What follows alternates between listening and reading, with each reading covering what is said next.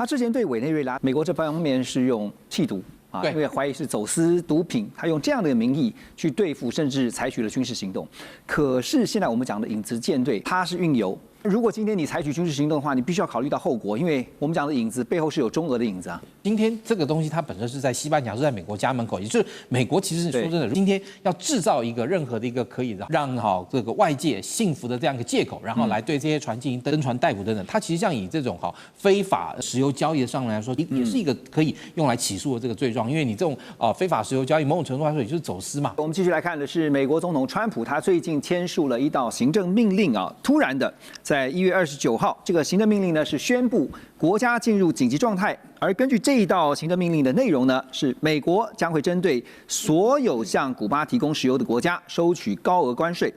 川普还指控他说古巴境内设有俄罗斯最大的海外情报设施，专门在窃取美国国安资讯，更指控古巴替真主党、哈马斯这些跨国恐怖组织提供相关的庇护。可是古巴这边也不示弱啊，目前古巴的国家主席卡内尔反控美国对古巴实施这个石油封锁啊，是法西斯主义、犯罪，还有种族灭绝，暴露出了这美国在这些事情上面的本质。而古巴的外长呢，则是在1月30号也对外宣布，为了因应美国的威胁，古巴也进入国际紧急状态。现在大家都把这个紧急状态拉出来，好，古巴还说这是国际的态势啊，这不只是古巴国家本身，而是国际上进入了一个紧急状态。但这样做是不是要号召中南美中跟古巴相关，特别是亲古巴的左翼国家，在此时有机会能够来出手相援呢？马老师。我觉得这个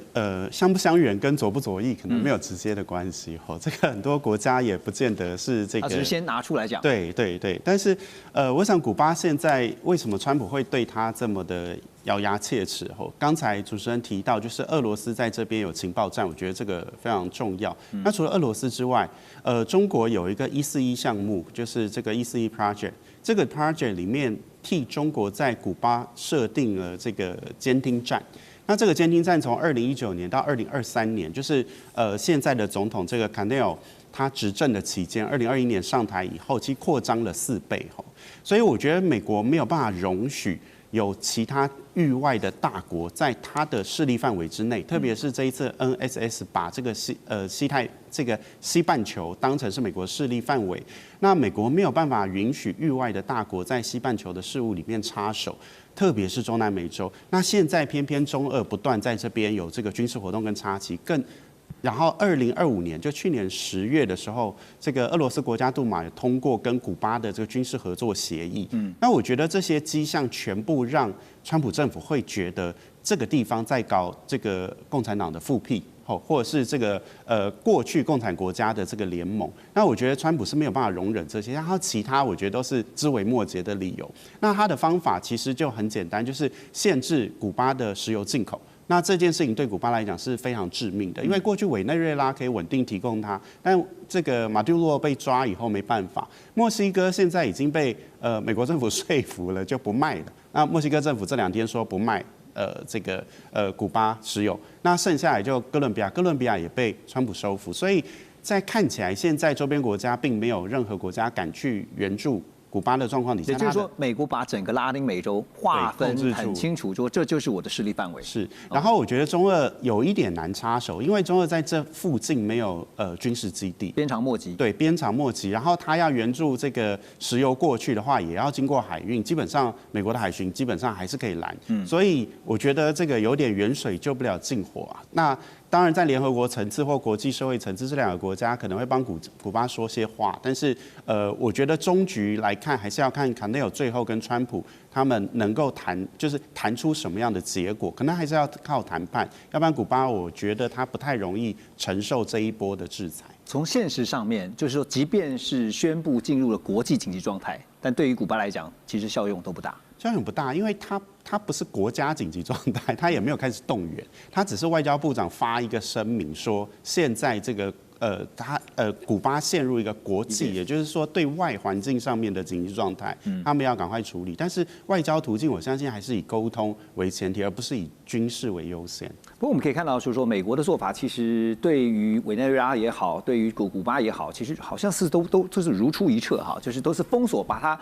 这个尤其是在经济上面进行封锁哈。这次对于这个古巴的石油禁运哈，因为他知道这个是古巴的要害，古巴的主要石油来源呢其实是墨西哥啊。根据这个墨西哥国营石油公司的最新报告表示呢，这个2025年1月到9月30号这段期间，墨西哥每天向古巴运送将近有2万桶的石油，而讲到了石油啊，其实在距离古巴不远的委内瑞拉外海。现在在这个海域当中呢，有着大量悬挂像俄罗斯、巴拿马还有伊朗等国国旗，来规避美国制裁载运石油的一个这个船运的船队哈。那被外界形容说是影子舰队。那追踪全球石油的产业情报分析机构叫 Kepler， 他们就估计说，影子舰队包括大约有1470艘油轮，在2025年里面呢，总共运输了37亿桶的石油，占全球原油流通量的6%到7%，所以这个量还算蛮多的哈。那古巴附近有这个大量的影子舰队，他们会是变成现在美国说要进行石油禁运规避这样的其中一个方法吗？当然这会是一个办法，但是就要看实际上美国的自己本身的决心有多大。因为其实因为古巴就在美国旁边，当然其实古巴长久以来从这个古巴飞弹危机以后就长期受到美国的这个封锁哈，它本身的这个国内的这个经济财政状况其实真的也非常非常的不好。是。那当然在这一次哈，那个川普看起来似乎是要彻底解决古巴的问题啦，感觉啦，对，因为毕竟你看像那个Pompeo不是就是美国现在国务卿基本上也是那个古巴裔的哈。所以对于对，所以对于这个那个川普来说，他当然是很希望能够把这个古巴等于说长期在美国佛罗里达州南方的这个重要隐患能够一次处理掉。但是当然，这个影子舰队是不是能够长期以往也的确提供了这个古巴相当多的这个燃油等等。那但是你说这个东西那个他这一次如果美国开始强力的用政策上来进行的时候，那这时候这些影子舰队，我相信在这个当下也必须要去避其锋嘛，对不对？如果美国雷厉风行说你现在如何，如果你不如何我就如何的时候，那这个时候对于这些从事海上贸易的人来说毕竟这个钱要赚，但是如果这个生意是一个杀头的生意的话，它虽然说我们常说杀头的生意有人做，但是这个时候如果今天这个买卖真的是要变成一个可能会招来杀身之祸，因为美国就有可能会对这些影子舰队的船，因为你看最近委内瑞拉这一段美国对于这种在海上这些船进行了相当多的这种那个登船临检以及逮捕的这种情况。那这个时候如果说今天美国海岸防卫队或者是你边境巡逻警察队等等在这个加勒比海附近对于这种所谓的影子船，因为这种影子舰队它本身是这种所谓一般的这种挂这种各种这个其他第三方国旗这种权益轮在这边跑来跑去，那对于美国来讲，他如果掌握了确切的情报，针对其中的船开始挑几艘开始下手，很容易就引起这种所谓的这个寒蝉效应，也就是今天真的有人被抓了，那这时候其他人就会在这个短暂的时间要开始避这个风头。所以古巴这一波如果说他要能够躲过美国的这个强力的这样一个行动的话，我个人觉得难度很高啦。因为你看像委内瑞拉，即便那个川普铺陈了半年，最后还是真的动手，对不对？那对于这个古巴来讲，古巴在佛罗里达州南边是美国长期让他非常头痛的一个隐患。那这个时候如果今天那个川普发现对付委内瑞拉的方式有效，那这个时候是不是他就有可能同样的对古巴来复制？郭校长，我请教，你刚刚特别提到说这个杀身之祸，因为大家还是要稍微避一下对，他之前对委内瑞拉，他是用美国这方面是用缉毒因为怀疑是走私毒品，他用这样的名义去对付，甚至采取了军事行动。可是现在我们讲的影子舰队，它是运油，对，但如果今天你采取军事行动的话，你必须要考虑到后果，因为我们讲的影子背后是有中俄的影子啊。对，但是我刚刚意思就是说，今天这个东西它本身是在西班牙，是在美国家门口，也就是美国其实说真的，如果他今天要制造一个任何的一个可以那个让这个外界信服的这样一个借口，然后来对这些船进行登船逮捕等等，它其实像以这种非法那个石油交易上来说，其实也是一个可以用来起诉的这个罪状，因为你这种非法石油交易某种程度来说也就是走私。嘛，对不对？走私的话，那对美国来说，如果今天你对我认定那种敌对的这样一个政体，然后实施了这样一个石油的输运，我就认为你是对我是这个非友善的这个情况下，那这个时候再加上我们刚刚讲，有一地方就在美国佛罗里达州南边，古巴就在那里，然后它离美国实在太近，所以对于其他周边，刚刚你提到，不管伊朗也好，俄罗斯也好，中国大陆也好，对他来说都是一个鞭长莫及的这样的情况。所以这些国家如果这些影子舰队也的确是由他们的权益论来进行的话，那对他们来讲，这些船东也必须要在这个时候去选择避祸嘛，因为船被美国人扣了，人被美国人逮捕了，对船东来说麻烦的是他，对不对？理解。所以对照哈，就是我们讲说石油禁运哈。拿伊朗来看哈，因为他们长期遭到西方石油禁运，尤其是以美国为主哈。那从2025年12月呢，因为通膨问题就引发了在内部的经济危机，那更可能演变成现在是全国的政治抗争。美国的如意算盘当然就是希望从内部能够造成它的内部政权不稳，甚至被推翻。好，那根据这个能源数据公司刚才提到这个 Kepler 他们的资料呢，显示古巴现有的石油库存呢是足以支撑15天到20天，燃料及发电用油现在因为这个被禁运，可能会双双告急，全国现在几乎陷入每天停电的状态。那其实，在古巴这边，美国在1961年曾经用军事行动，它军事介入古巴，却惨遭失败。当时是美国支持一支1400人左右组成的一个反政府突击旅去登陆古巴的朱罗湾，结果最后是全军覆没。当时呢，也被称为是朱罗湾事件啊。所以，如果现在照着川普的如意算盘，他希望古巴政府倒台，钟老师，但是又要避免当年。虽然说现在时空有转换，可是为了避免当年的朱罗湾事件要重演，因为这是美方所不乐见的，战略上会如何调整？在讲到朱罗湾事件的时候，我必须提醒啊，那时候总统是美国最受欢迎的这个甘乃迪总统啊，那所以其实在到底有没有可能就是要政权转移？然后川普到底会做出怎么样一个？所以我觉得这主要有2个很大的一个观察点可以来看。第一个，当然就是总统个人，甘乃迪总统，当然就是相较之下，我们是老牌的政治人物，他对所谓的国际政治的这种所谓的这种互动啊，规矩，他潜规则他都是还有点对。川普的话是完全没有的，他想做什么就做什么，他之前就很清楚的就讲，现在。能够限制他在国际上面的行为，只有他自己。国际法那些都完全不是他的考量，而且不只是规矩啊，连道德都没有。对，所以他舆论他也不在乎，所以他只是就是要达到他的一个目标，所以他是可以就是说，你假如想说，在那时候纯粹是个人的这种。假如是我们比较这个甘乃迪总统跟川普总统这2个人的这个人格特质，还有他们从政的这种风格上面，我觉得这当然就会影响到很大。简单的来讲，他会比甘乃迪更敢干。美国的军事实力没有问题，在那个朱罗湾事件1961年的时候，就像美国现在还是一样超强，没有问题。所以我说这个可以值得观察的是，第一个是领导者的人格特质，第一个是总统的这个 leadership 的个人的，第二个是什么？国际环境。在1961年的时候，朱罗湾事件发生的时候，是整个冷战的高峰的时候，所以美国在进行对所谓的这个国外的干涉，即使是在他门口的古巴，他也是戒慎恐惧。所以你可以看所谓的军事干预，它主要是什么？它是协助所谓的古巴的流亡人士所组成的那1500人。不到超过1500人的军队，然后来登陆。美军只是从旁协助，美军甚至于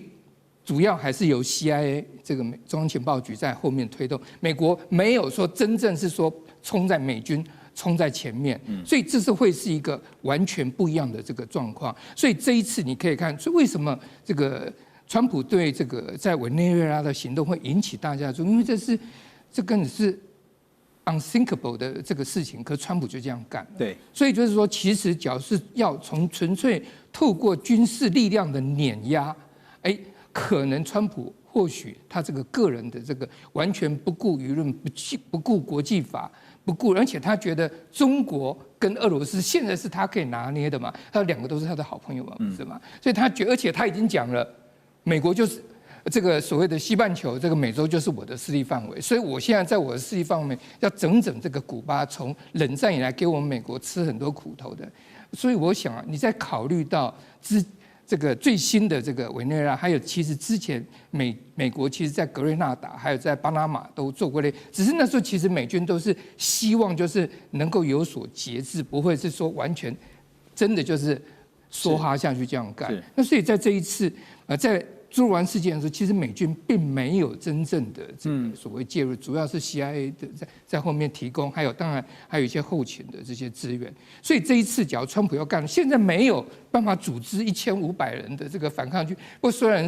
过川普的这决心，我们是可以看到，他已经说，Rubio 你古巴人，你可以将来当古巴总统，他不是这样讲过吗？所以其实我们可以看到。不要小看川普的决心啊，因为特别是现在美国期中选举啊，可能很快就要来了。假如真的能够把古巴的事情啊，从英明的甘乃迪总统都没有办法解决，在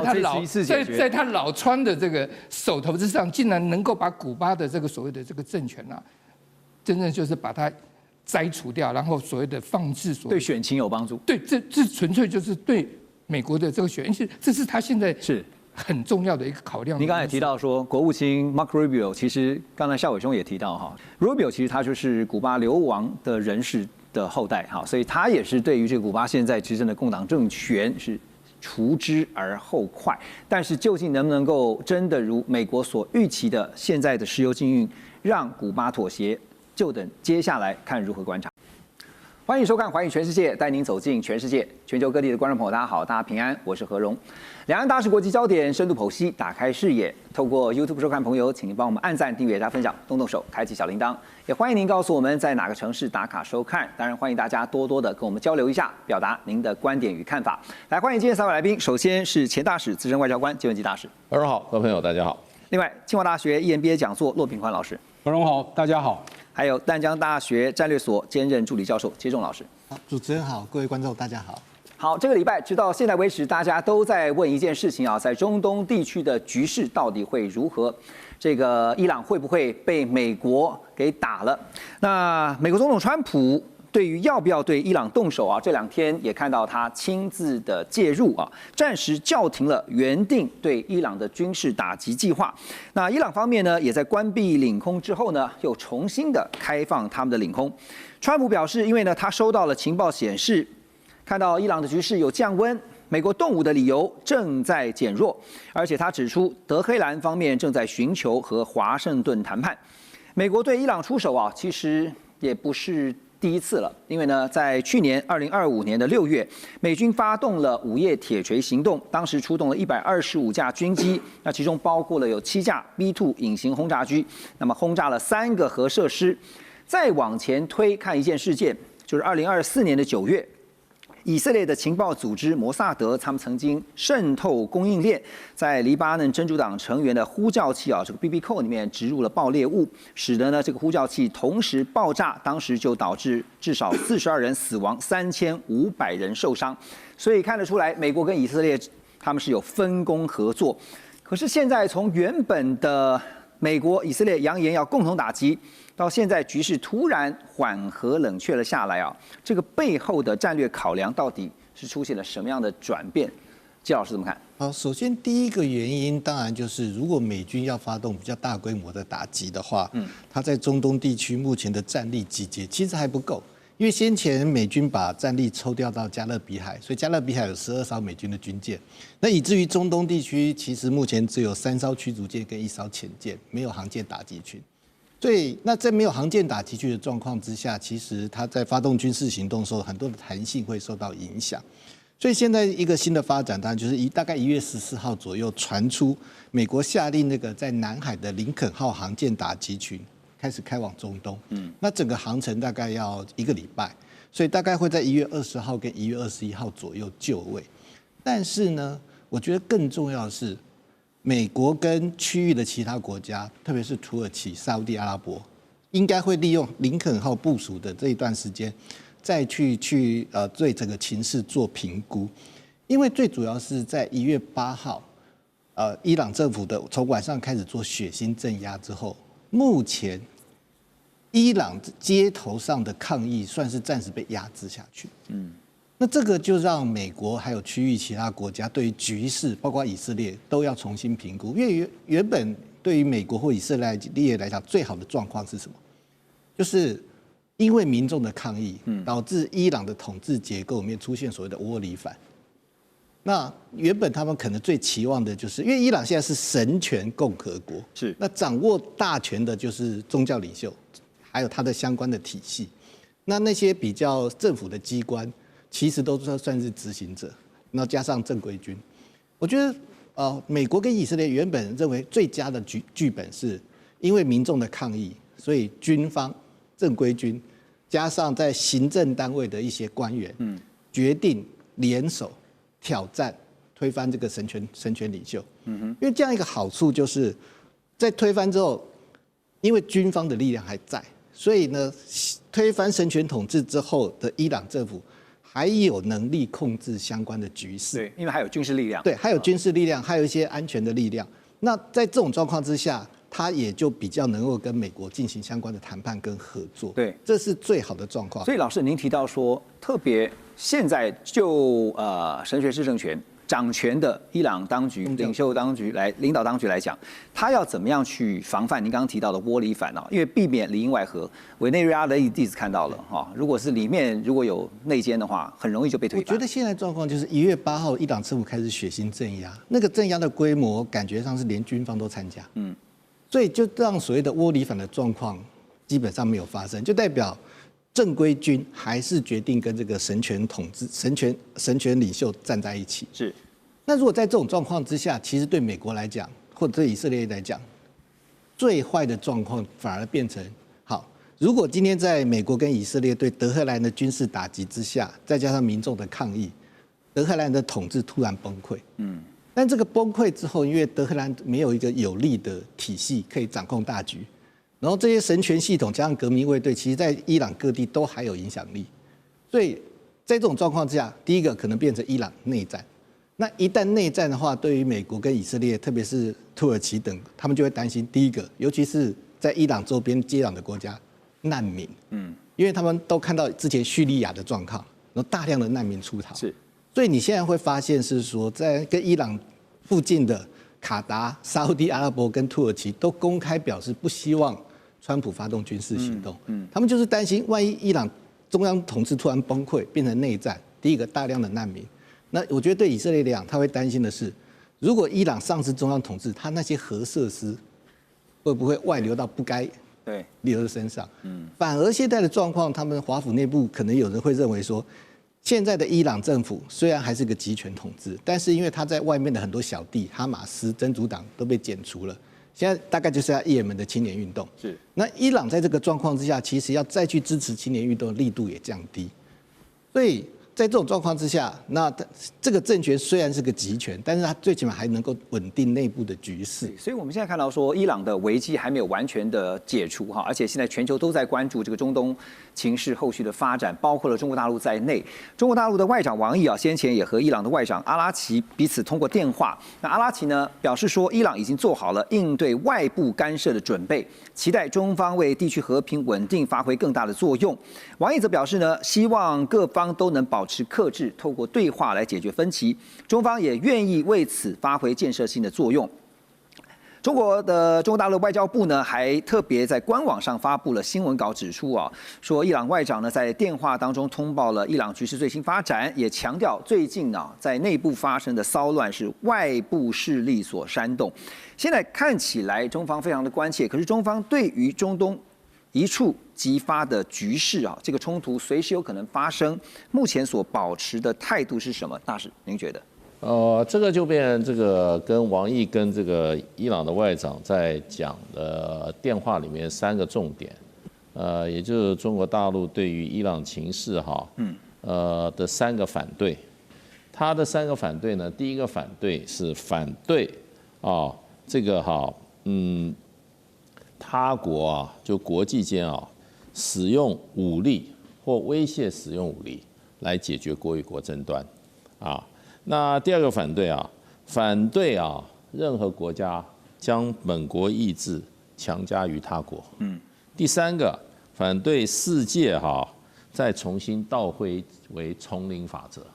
那这个反对已经是蛮清楚了。你外交上大概这样子，由外长啊，国务委员兼外长做这样子的立场，其实是对伊朗在外交上已经是非常高层级的支持了。在这个情势下，那当然在经济上的话，中国对伊朗过去一直是很支持啊。伊朗因为它主要的经济来源还是原油，那它原油的部分的话，正因为美国单方面的制裁，那就变成它的原油的销售是有问题的。可是呢，事实上有西方媒体在前一阵子也指出来，那么伊朗大概每天它这个原油大概每天可以外销220万桶，那这是西方媒体做的报道啊，这个要查证。那他认为90%这些外销原油都是进入中国大陆。那所以基本上今天能够在国际上还购买大批伊朗原油，在经济上给予伊朗很大的经济支持，就是中国大陆，这是长期持续性的。对，那这个不会因为有危机或者没有危机会有断绝，所以伊朗对中国大陆经济已经给了，中国大陆对伊朗经济已经给了很大的支持。那军事上的话，这个就说伊朗在很多它军事的这个科技上，甚至关键装备上这些部分，那各方的报道不一。那因为伊朗在过去几年它的所谓的这种长程的中程导弹，事实上已经在实战场上证明是非常非常的先进，而且它也有超高音速导弹。可是外界就在猜这个技术从哪里来。那有人说是俄罗斯，因为俄罗斯跟伊朗只有一海之隔就是里海，直接就可以就可以大批的援助不需要西方任何的，西方没办法阻碍，连甚至监视都很难。你要看这个120万平方公里的这个伊朗的土地中间大部分都是伊朗高原，靠西边是它的这个主要人口跟经济活动地区，那边都是高山峻岭，对，高加索山好几个山，德黑兰就在那边。然后德黑兰在整个伊朗的这个国土里面，在它西北部，离海比较近，所以从战略的角度地缘政治来讲的话，应该说是俄罗斯。那么如果让伊朗落入到这个西方的势力里面它的整个里海地区都会陷入到很大的怎么样威胁，所以反而对俄罗斯的影响会所以对俄罗斯来讲，更大些。地缘政治来讲，伊朗非常的重要。那对中国大陆来讲的话，又从地缘战略来讲的话，还是非常的遥远。而中国大陆过去在中东地区有更宏观的战略，如果我们记得很清楚让这个什叶派的伊朗跟逊尼派的沙特在中国大陆北京进行了和解。那这个对于这个伊朗对沙特来讲都是很大的帮助。那所以就是说，中国大陆在这一次的这个所谓的跟伊朗跟美国跟以色列正面对抗中里面其实中国大陆已经给了伊朗很多的这些资源，然后尤其现在在外交上，那军事上要看未来怎么发展。那现在你可以看起来，川普已经自己找了2次台阶自己下了，那就变成就是说。美国要以军事的方式进入到伊朗的话，美国能得到什么？对，可能付出的代价什么？这是川普自己要去考量。现在就是看说大使刚刚的分析，对于中国大陆来说，其实只要石油供应不受到影响，这是最重要的那说到了石油，其实看到最近的油价的波动因为在石油这边，你现在看到中东地区的局势还是诡谲不定。战争到底是要打还是不打呢？有个石油相关的有趣现象，就是 OPEC 发布他们的月报，表示说，预期2027年全球石油需求将会增加每日是134万桶，跟今年预期的每日138万桶增幅是相当的。报告也指出呢，全球经济活动预期在2026年跟2027年都会维持强劲的表现。另一方面呢，艾德金融投资执行董事叫文景辉，他分析说，川普已经控制了委内瑞拉，如果未来再成功控制伊朗的话，反映石油控制权就会易主失去平衡。那相信呢，其他石油国就会实施禁运或者是跟川普来想办法怎么样抗衡维护自身的利益。所以未来油价未必会跌，反而会有很大的机会再度攀升我们怎么看国际油价，还有因应现在的局势它有可能会发展的一个情形？这个国际这个石油组 OPEC 它的目前的评估正好跟 IEA 就国际能源署的评估有一点不太一样。国际能源署是没有那么乐观的。那如果以这个波斯湾国家来看的话，目前的这个油价还是平稳的，没有受到这次伊朗目前的风暴影响。因为最主要是第一个，荷姆斯海峡并没有被封锁；是第二个，并没有任何的油田被炸掉；第三个，没有任何的石油生产国家宣布停产。这3个原因都没有发生。所以这个风暴并没有发生。那我们过去20年，市场早就习惯了说，这个中东啊，每次都有这个危机的疲劳症了。就是说，伊朗要报复了，美国所有的方案都放在桌子上了，中东局势高度紧张。但是最后呢，如果没有发生油的断供链，就不会有什么石油大涨的这个情形，就不会受到这个因素的影响。当然，我们知道荷姆斯海峡如果被封锁的话，那当然影响很大。对，因为在石油海运它占了1/3啊，那我们亚洲市场它占了80%。所以不管是沙烏地阿拉伯啊、科威特啊、伊拉克、伊朗，对他们的影响都很大。如果一旦荷姆斯海峡被伊朗封锁的话，那确实对石油的油价会产生很大的影响。但是，诚如刚刚大使讲的，美国如果要攻打伊朗，他一定要设定好他的战略目标。你能不能拿到伊朗的石油，这是一个最重要的问题。那你如果像去年6月你去攻打伊朗的核设施，那显然看起来目前没有完全的毁灭它所有的核设施。那如果你是目标是核设施的话，那跟石油又是2件事了。对，你能不能进驻伊朗去取得它政权，那更是非常的几率非常小。诚如刚刚杰老师讲的，伊朗是一个教士国家，它的统治非常复杂，而且这次它暴乱是因为经济问题，它官方的汇价跟民间黑市的汇价差了几10倍，所以呢通膨非常严重，老百姓生活都有问题。过去还有补助，现在连补助都没有了，所以大家都上街头去抗议。那目前这个状况，好像统治层还目前有效的控制，还没有失控。对，那在这种情况之下的话，你美国要去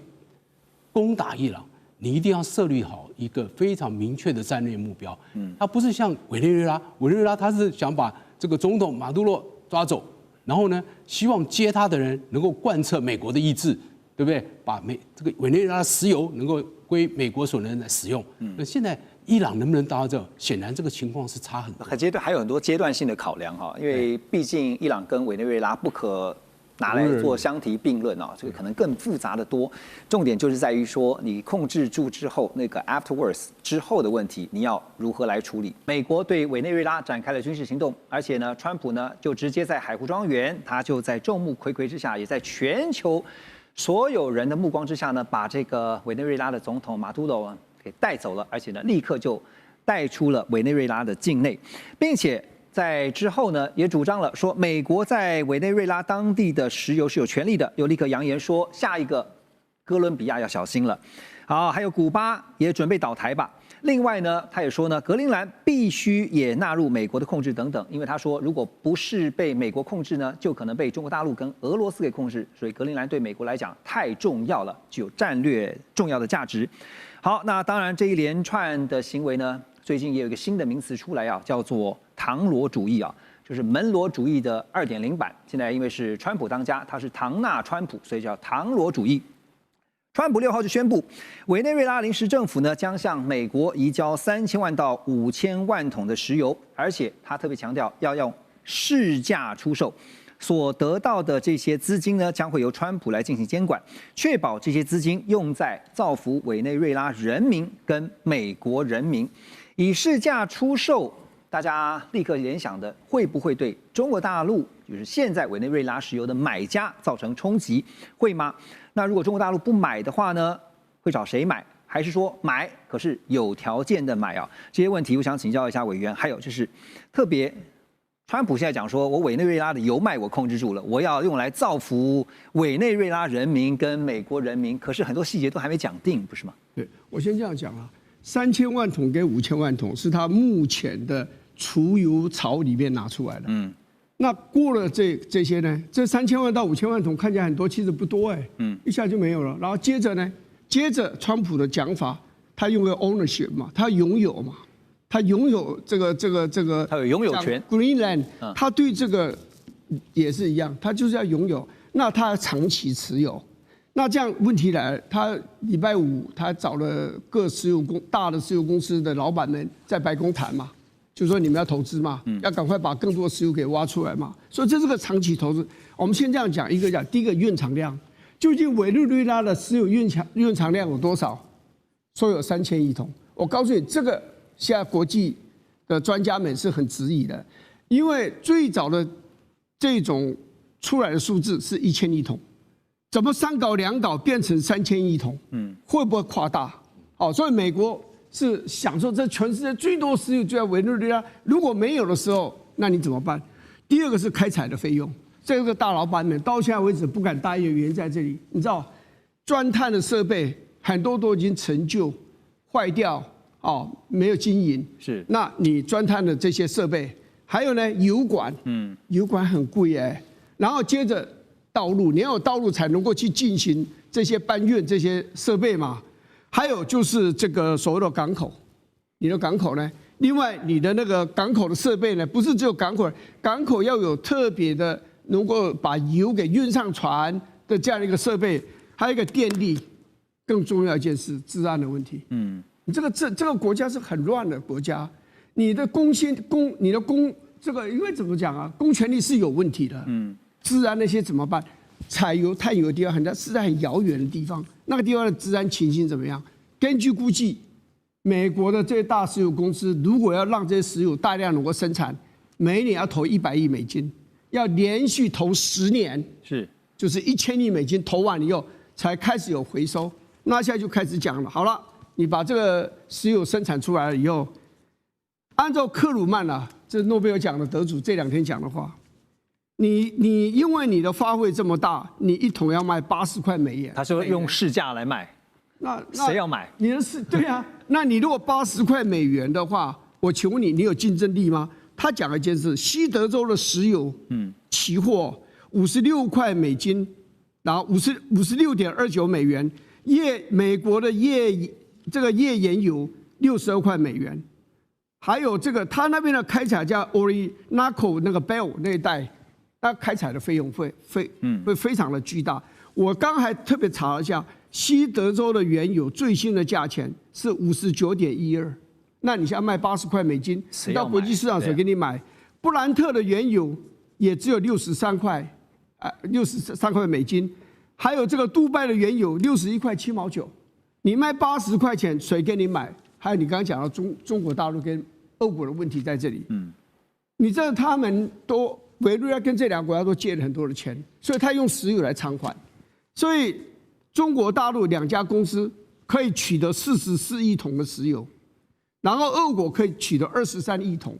这个是协约大家签下来的。你美国敢讲说，那你俄国跟中国大陆你量到一边，你们自己投资失败了，这个一滴油都不给你们，你觉得他可以做得来吗？川普会。因为他说什么，在我眼里都没有国际法，那不会那么夸张。如果是他讲的这么伟大的话，乌克兰战争早就结束了。如他所讲，20小时就结束。俄国人并不怎么买他的账那你这2个国家加起来，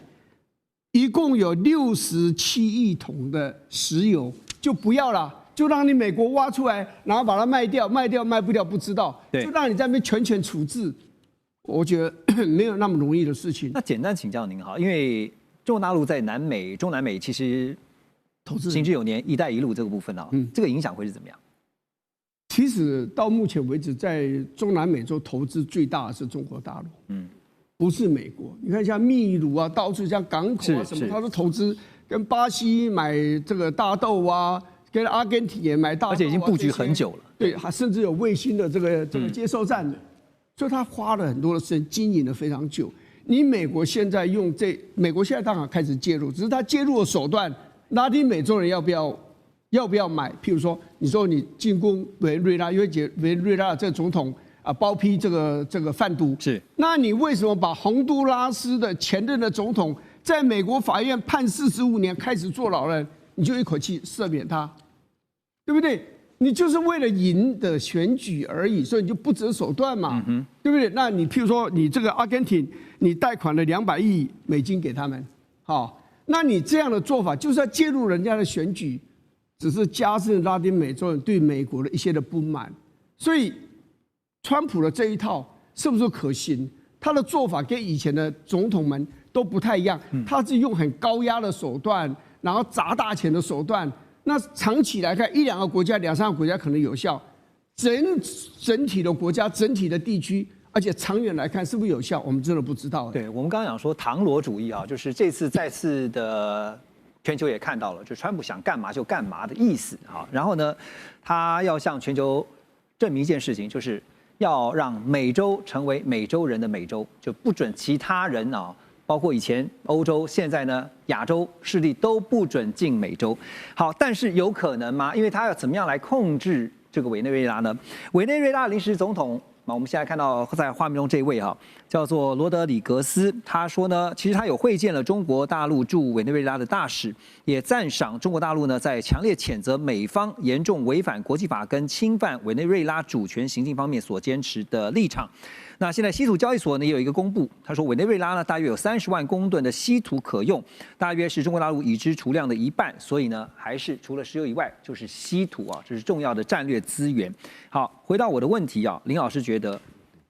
川普已经说了，这个他也警告了接任者，如果你这个不听美国的话，你也要付出可能更高的代价。但重点是他要怎么实质控制委内瑞拉。这一边的话，可是在这个资源上面，我们可能就要先有点区分，就是石油跟这稀土是有点不太一样的。因为石油基本上它是一个，我不能说公共财，但是它的市场的流通性是很大的。讲的实在一点，各国都会需要石油嘛，是，不管是这个你是开发中还是什么的，还是你已经是已开发国家，石油对于各个国家来说是很重要的能源，或者是什么船舰等等，这些都是有它的一个流通性。但是稀土不太一样。稀土的话，它会需要很高的一个精炼技术。那这里的话，其他国家讲的直接或难听一点，委内瑞拉的一个稀土是不是有其他国家愿意买？其实基本上这是一个问号，因为对中国来说，稀土它最多啊，它就是甚至要把稀土当成武器来去对付像日本或者是其他国家嘛，这就是现在中国的政策。所以其实委内瑞拉的话，如果美国，我个人会认为啊，美国对委内瑞拉的话，石油或许会是一个军事上面的一个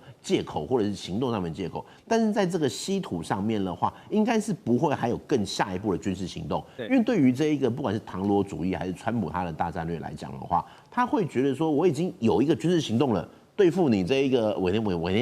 内瑞拉过了，那我下一步还要再如法炮制吗？还是说我要全面进攻？我觉得这个真的应该机会是不大。虽然川普是说他国际法他把它丢一边，可是实际上他在一些运作上面，接下来对稀土的话，反而是可以跟委内瑞拉去建立一个经贸上面的一个互动关系。我觉得这一点是比较有机会的。OK。在这个时候呢，其实也看到各国的反应啊。当然，这个相对来说，你可以看到普遍的国家对于美国这样的行径是比较低调的。其中呢，日本，我们就来观察日本首相高市早苗在美国对委内瑞拉采取行动的前一天，也就是1月2号，其实他才透过20分钟的电话跟川普会谈，而且呢，他是祝贺川普也祝贺美国迎来2026，就是美国的250周年的建国。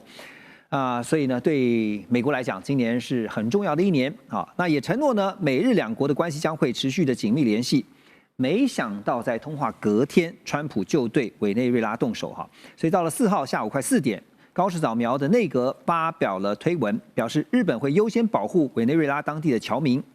在新年开工记者会上也表示说，日本向来尊重民主、自由、法治等基本价值和原则。将来会持续跟 G7 还有相关国家保持紧密的联系。蔡老师，你觉得日本事先知情吗？应该不知道吧？他们确实有通过电话，但是高市早苗是说，通过电话之后的话，他将来会去拜访美国，大概是就是春天的一个情况啊。但是对日方而言的话，他们会强调一个概念：日美同盟是日本外交与安全保障的基种，而且在10月28日左右的时候，在东京。我们所说的迎宾馆，他也讲过，日美同盟是世界上最伟大的一个同盟，这个是他们不变的一种立场。那对于委内瑞拉这一件事情的话，日本政府的一个态度就是有一种我们比较白话，就是比较回避，不直接去评论，他怕得罪美国吧？不评论是对是错，他们会评论是说，委内瑞拉必须要回到我们讲的一个民主主义啊、什么法治的一个国家里面，这是那一种讲法。但是日方会关心一个点，将来会不会美国把它切成所谓的西半球跟东半球的一个概念？会不会美国它就只重视了一个西半球，东半球它可能就比较不重视？这个是日方他们会去担心的，也就是希望把美国一定要留在我们的一个东半球，不希望说他们又讲到另外一个字眼，所谓的川普曾经讲过一个字叫做 G2。这个 G2 的话，一般是不容易讲出口的，可是他曾经讲过，所以日本他会担心这个 G2 这个概念，还有东半球、西半球，把它留在我们所说的东半球，就让日本一个人去面对，是日本最担心的。当然日本也会担心这个事情，因为日本他们必须要面临有3个国家，一个是中国大陆，第2个是北韩，第3个是俄罗斯，这是他必须要去面临的。包括他们现在毕竟还没有核武。如果没有核武的话，这3个国家都有核武，所以他们是担心这一个事情。然后日方的话，他们如果说把美国留下来，而且我们看到美国的话，给日方的一个态度是，他还是会留下来，因为我们看到小泉防卫大臣嘛，这2天又去见美国的战争部长，2个的感情还是不错的。虽然说没有正面的回应记者的一种答问呐，那记者的也不是说很开心的，但是美国他一个态度还是跟日本站在一起，这个倒是没有变的，因为日方很清楚，如果说美国离开日本之后的话，他可能在我们所说的东半球这个势力势必会下滑，他除了日本以外，他找不到一个更好的，当然有韩国有菲律宾，可是不是像日本一样这么大的，所以把它留在东半球。对，可以看得出来，这次高市早苗的内阁在发言上，比起之前是格外的谨慎跟小心因为呢，先前所发表的这个台湾有事、日本有事这样的一个言论风波，到现在为止还没有停歇。中国大陆内部最近传出已经完全停止进口美国液化天然气，也是 LNG 10个礼拜的时间了那么就在这个时候呢，也看到了阿拉伯联合大公国他们的国有石油企业叫阿布达比国家石油公司。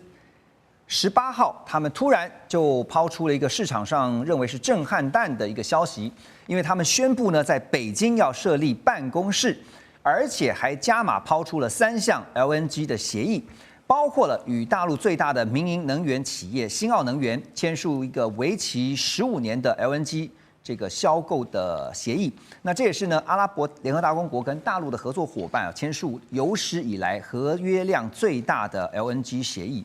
好，现在看起来是北京方面停止了进口美国的液化石油天然气，立刻就找到了能源替代国。这代表的什么呢？这代表是我不买你美国的东西，我可以从别的地方买你奈何不了我。可是觉得就是呢，他找的这卖家呢，竟然是跟美国交好的这个阿拉伯联合大公国所以我想请教刘老师这步棋你觉得您怎么看这步棋？其实这可以从几个角度来看我们如果放大来看的话，我们讲说世界能源地图能源地图就是你说油气从哪一国到哪一国，所以能源地图有几次的变化。这样的话，那么当年美国页岩油开采的技术突破之后，美国从石油进口国变成石油出口国了。那么变出口国，这能源地图第一次改变。然后你会发现，俄乌战争这就是第2次的改变本来是欧洲呢，比如说跟这个俄罗斯去买油气现在就转了跟别的国家去买了，对不对？所以能源地图第2次改变。那么这次呢，当然也晓得，中国大陆的它的能源的来源就是说 LNG， 它过去不跟美国买。不管如果说这个消息是确实的，然后他确实决定不买了，然后那很显然他又转向个来源，那能源地图又一次的改变就是从能源地图来看。然后第2个呢，你从这个中国的角度来看，那中国大陆其实一直很努力的在经营中东，在不管是调解这个沙烏地阿拉伯跟伊朗的冲突不管说的中东什么，好像美国现在你要撤出中东了，那我就趁机。来补这个空缺嘛那我在整个经营我中东的一个大的一个计划，所以中国有它整个中东政策，所以这个跟这个阿联酋呢买这个其实其中一个部分而已那第3个，你说从中东这一端看过来，中东这一端其实也看到美国现在不是很可靠因为美国现在就把重点从中东出来搬到印太嘛。半印太，所以连沙烏地阿拉伯也想说他要走他自己的路，对不对？只是现在就以前的拜登时候了，现在川普当然跟沙烏地阿拉伯关系不错，可是沙烏地阿拉伯也在想，不错归不错，但是我要强调我中东那个自主性，我中东的重要性，要不然的话，你说俄乌战争停火，为什么沙烏地阿拉伯要出来说，在沙烏地阿拉伯谈判，对不对？就沙烏地阿拉伯要扮演一个角色，那中东不止沙烏地阿拉伯嘛。那你有这个海湾国家也想说，那我中间也可以扮演一个什么角色？那么扮演什么角色不等于跟美国翻脸，但是我可以强调我在中东或者起码区域事务的一个话语权。所以中东要争取一个新中东的一个角色。那么中国在中东的布局，以及这个国际形势造成的能源地图的重划，所以才我们今天看到这样的一个新闻。因为最近不是才看到。最新的就是美国又进行了新一轮对于也门的这个轰炸啊，那当然后面呢，大家会想到是说要牵制，包括要威胁伊朗啊，因为呢在背后就会看到说这是跟能源的供应相关的哈，所以如果今天中国大陆找上了阿拉伯联合大公国的话，